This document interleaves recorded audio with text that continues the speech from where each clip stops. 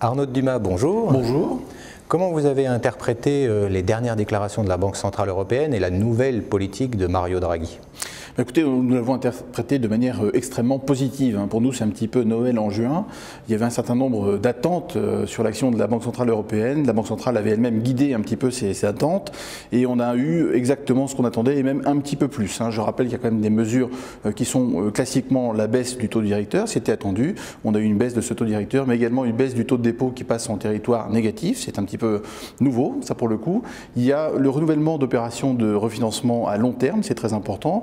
Ciblé en plus cette fois-ci pour financer le secteur privé hors financier et à l'exclusion de l'immobilier. C'est quelque chose de l'ordre, un programme de l'ordre d'à peu près 400 milliards d'euros. Et puis il y a également l'arrêt, sans rentrer dans trop de détails techniques, de stérilisation, d'injection de liquidités à hauteur de 160 milliards d'euros aussi. Et puis il y a enfin, c'était attendu, sur des étapes ultérieures de credit easing, d'achat, de rachat d'actifs par la Banque centrale, il y a aussi des annonces qui ont été faites. Donc on a eu un petit peu tout ce qu'on attendait et même un peu au-delà, dans un sens vraiment très orienté au soutien de l'économie par la Banque centrale. Alors justement, du côté des économies, que ce soit l'économie américaine, l'économie européenne, on en est où aujourd'hui ?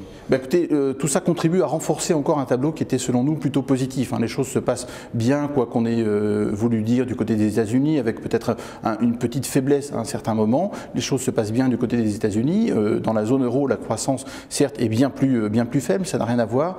Mais malgré tout, il nous semble que voilà, la reprise, le frémissement est là et que, encore une fois, l'action de la Banque centrale, qui est cette fois-ci clairement orientée en faveur du soutien de l'économie, cette action devrait être bénéfique, pas immédiatement bien sûr, ça demande du temps, mais dans les trimestres à venir, on verra l'impact positif de l'action de la Banque centrale. Comment évolue dans ce contexte votre allocation d'actifs ?